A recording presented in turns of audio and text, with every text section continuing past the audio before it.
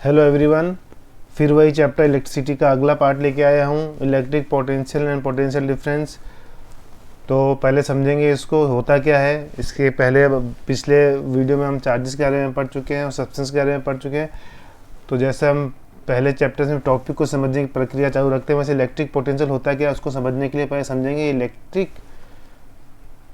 Potential के नाम को समझेंगे। तो इसमें जैसे इलेक्ट्रिक पोटेंशियल लिखा है तो इलेक्ट्रिक तो इसलिए लगा हुआ है क्योंकि अपन चार्जेस की बात कर रहे हैं। और पोटेंशियल क्या होता है, पोटेंशियल क्या होता है और पोटेंशियल डिफरेंस क्या होता है। अगर पोटेंशियल को समझ गया तो पोटेंशियल डिफरेंस और इलेक्ट्रिक पोटेंशियल समझ जाएंगे। तो इसके लिए हम पहले डेफिनेशन देख लेते हैं। डेफिनेशन के माध्यम से फिर मैं बाद में इसके एग्जांपल के साथ क्लियर कर दूंगा कि होता क्या है। तो इसका डेफिनेशन है, इसका डेफिनेशन होता है जैसे आप स्क्रीन पे देख रहे हो, है ना, the electric potential at a point, किसी पॉइंट पे electric potential in electric field is defined as the work done. तो वर्क डन जो है इसमें इंपॉर्टेंट चीज़ है वर्क डन। पोटेंशियल क्या होता है, वर्क डन होता है। किसी भी चीज़ को कहीं से उठा के लाते हैं, चार्ज को जब उठा के लाते हैं किसी पॉइंट से इलेक्ट्रिक फील्ड में, तो उसमें जो काम करना पड़ता है, work done in moving a unit positive charge from infinity to that point, है ना। तो यूनिट पॉजिटिव चार्ज को इन्फिनिटी से लेके जब आते हैं उसकी फील्ड में, तो उसके लिए जो काम करना पड़ता है उसको सरकाने के लिए, खिसकाने के लिए ऊपर से, तो उसको अपन बोलते हैं पोटेंशियल। अब वर्क डन का फंडा ये होता है, वर्क डन जो होता है हमेशा, अगर आप बात करोगे तो जो फ्लो होता है किसी भी चीज़ का, चार्जेस का, पानी का, वो हमेशा हाईयर डेंसिटी से लोअर डेंसिटी तक फ्लो होता है। इसको समझाने के लिए अपन छोटा सा एग्जांपल लेते हैं। जो घर में आपके होगा, ये एक बकेट लेते हैं, इस बकेट में पानी भरा हुआ है ऊपर तक, और दूसरा बकेट थोड़ा सा नीचे ले लेते हैं, है ना, और इसको पाइप से अपन जोड़ देते हैं एक ये। तो ये आप बात जानते हो कि ये बकेट ऊपर है तो इसका सारा पानी नीचे आ जाएगा बिना किसी मेहनत किए। मतलब इसके लिए अपन को मेहनत नहीं करना पड़ेगा, अपने आप पानी डाउन आ जाएगा, है ना, क्योंकि ये हाईयर डेंसिटी है और ये लोअर डेंसिटी है। तो ये टेंडेंसी होती है किसी भी चीज़ की कि हाईयर से लो की तरफ फ्लो होता है। इसका एक और एग्जाम्पल आप ले सकते हो। मान लो कि इंक्लाइंड पे एक इंक्लाइंड है, इन इंक्लाइंड पे एक बॉल आप ऊपर से छोड़ोगे, ये बॉल आप छोड़ोगे तो ये नीचे आ जाएगी अपने आप, लेकिन इसको ऊपर ले जाने के लिए अपन को एक्स्ट्रा मेहनत करनी पड़ेगी। जैसे यहाँ पानी में भी अगर यहाँ से अपन को ऊपर लेके जाना है इसको, तो अपन को मोटर लगाना पड़ेगा, लेकिन ऊपर से नीचे अपने आप आ जाएगी। इसका एग्जांपल घरों पे भी है। जैसे घरों की बिल्डिंग का नलों में पानी अपने आप आता है टंकी से फ्लो होकर, लेकिन जब पानी चढ़ाना होता है नीचे से तो अपन को मोटर लगानी पड़ती है। तो उसी तरह चार्जेस भी जो होते हैं वो हाईयर से लो डेंसिटी की तरफ फ्लो होते हैं। ये टेंडेंसी होती है सभी की, सभी चाहते हैं कि काम कम करना पड़े, तो जहाँ ईजीएस्ट जो होता है वहाँ पे वो फ्लो होते हैं। जैसे इंसान भी अगर है, उसको बोलो कि सो जाओ तो सोने के लिए बोलना नहीं पड़ता, काम करने के लिए बोलना पड़ता है, क्योंकि ईजीएस्ट वे क्या है, सोना है। तो उसी तरह से सबकी टेंडेंसी यही होती है कि हाईयर से लो की तरफ कोई काम नहीं करना पड़ता या कम काम करना पड़ता है। लेकिन अगर जब लो से ऊपर ले जाना पड़ता है तो अपन को कुछ एक्स्ट्रा एनर्जी और लगानी पड़ती है। तो इसलिए जो चार्जेस भी होते हैं वो हाई से लो की तरफ फ्लो होते हैं।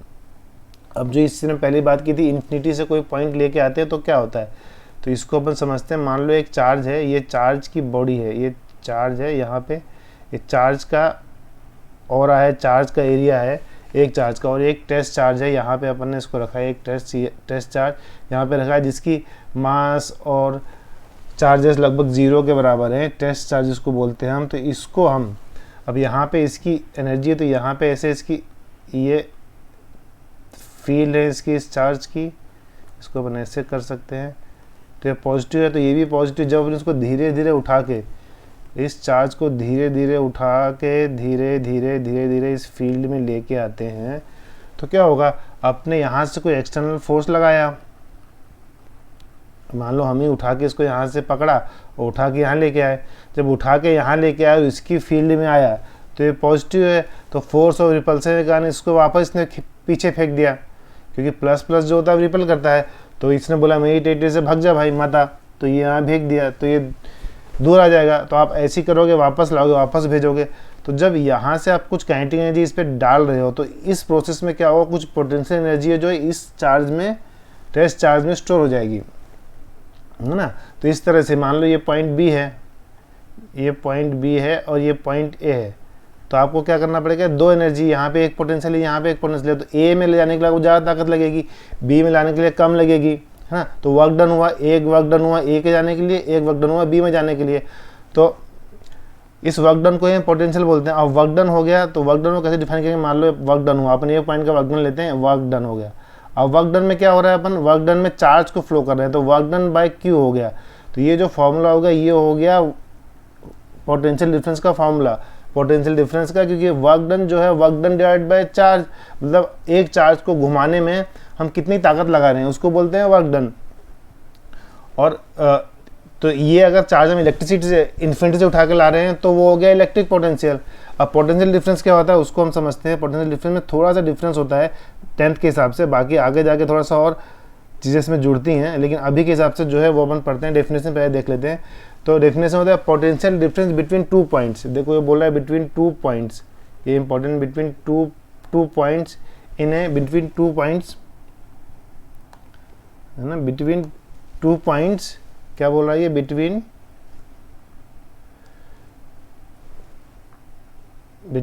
2 points in an electric circuit.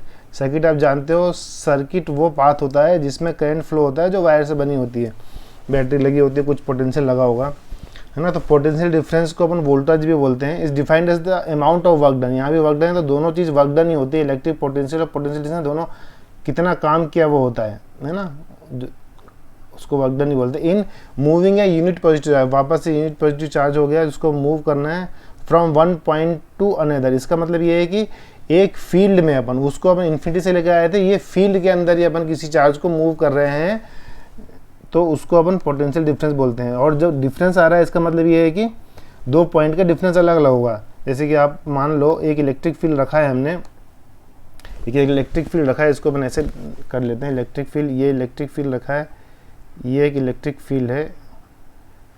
इस इलेक्ट्रिक फील्ड में 2 चार्जेस रखे हैं, ये प्लस है, एक चार्जेस रखा है यहाँ से, इसको अपन यहाँ लेके जा रहे हैं, बी से ए से बी लेके जा रहे हैं।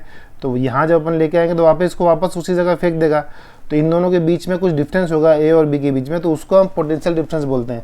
जब आप आगे जाओगे तो जहाँ से जहाँ मूव किया तो उसको अपन V B minus V A लेते हैं, लेकिन अभी अपन को ज़रूरत नहीं है तो अभी अपन v लेंगे। तो पोटेंशियल डिफरेंस को अभी अपन v से डिनोट करते हैं। जो आगे अपन जाएंगे 11th-12th में तब V B minus V A पढ़ेंगे और कैसे उसको वर्क डन निकालना वो सब आगे जाके पढ़ेंगे। अभी अपन को सिर्फ v पढ़ना है और v का जो फॉर्मूला आता है वो अपन देख लेते हैं।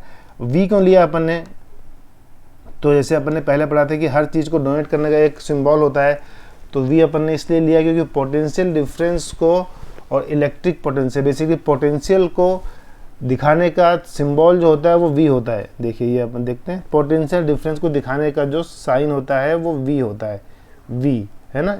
और उसकी जो यूनिट होती है वो वोल्ट होती है। कि फिजिक्स में किसी चीज़ को दिखाने के लिए, सब चीज़ में किसी चीज़ को दिखाने के लिए और उसकी यूनिट बहुत इंपॉर्टेंट होती है ना।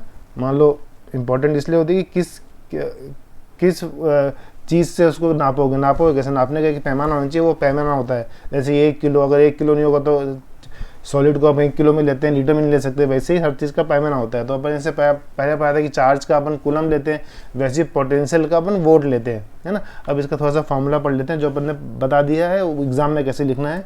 तो ये देखो पोटेंशियल डिफरेंस क्या होता है, जो मैंने पहले बता दिया, work done by quantity of charge move, जो अपन ने अभी बताया था।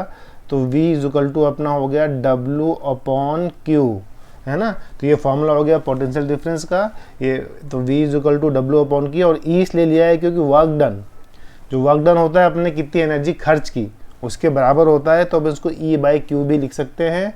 और इस सबको हमने एक्सप्लेन किया है। तो v equal to potential difference, जिसको हम वोल्टेज भी बोलते हैं। वोल्टेज क्या है, जो बैटरी अपन लगाते हैं और घरों में जो बिजली आती है, तो ये ताकत होती है कितने फोर्स से वो चार्जेस को धक्का दे रहा है फ्लो होने के लिए सर्किट में, ठीक है ना। और वर्क डन जो आपने काम किया, काम वर्क डन क्यों लिया, इसका एक चीज़ और समझा, वर्क डन क्यों लिया, क्योंकि जब कोई चीज़ चलती है, वर्क डन इसलिए 9th में अपन ने पढ़ा है कि वर्क डन का फॉर्मूला क्या होता है। वर्क डन का फॉर्मूला अपन 9th में पढ़ा है,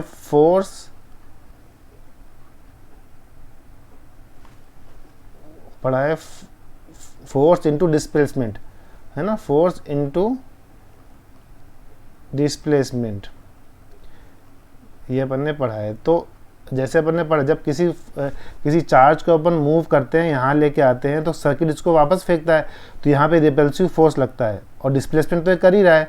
तो force into displacement equal to work done हो जाता है, इसीलिए अपन जो काम करते हैं उसको वर्क डन लेते हैं, ठीक है ना। तो energy E is equal to energy हो गया और Q is equal to charges हो गया। अब ये जो वोल्ट मीटर जो एक इंस्ट्रूमेंट होता है दिखता कैसा है ना, तो इसको अपन दिखता कैसा है इसकी फोटो एक देख लेते हैं, दिखता कैसा है। लेबोरेटरी में आपने क्लास में देखा होगा, नहीं तो देखोगे जाके, है ना, कि उसमें 2 सर्किट में लगाते हैं तो कैसे वो चेक करता है। इसका एग्जांपल आपने देखा होगा, घर में जब आपकी मोटर लगी है उसमें 2 मीटर होते हैं, एक जिसमें V लिखा होता है, एक में A लिखा होता है। जो V लिखा होता है वो वोल्ट नापने के लिए होता है और जो A लिखा होता है वो आपका नाप रहा है करंट एम्पियर में, है ना। तो आप कभी देखना चालू करोगे तो बता देगा कितना वोल्ट पे जा रहा है। तो इसकी मशीन जो लेबोरेटरी में होती है नापने के लिए वो ऐसी होती है, इसको बोलते हैं अपन वोल्ट मीटर। 2 सर्किट होते हैं, एक में प्लस जोड़ेंगे एक माइनस जोड़ेंगे तो बता देगा कितने वोल्ट में काम कर रहा है। अब ये वोल्ट मीटर का टॉपिक पूरा हो गया, इसके कुछ क्वेश्चंस कर लेते हैं। एक क्वेश्चन करते हैं, एक आप घर से करके करोगे, है ना। तो पहला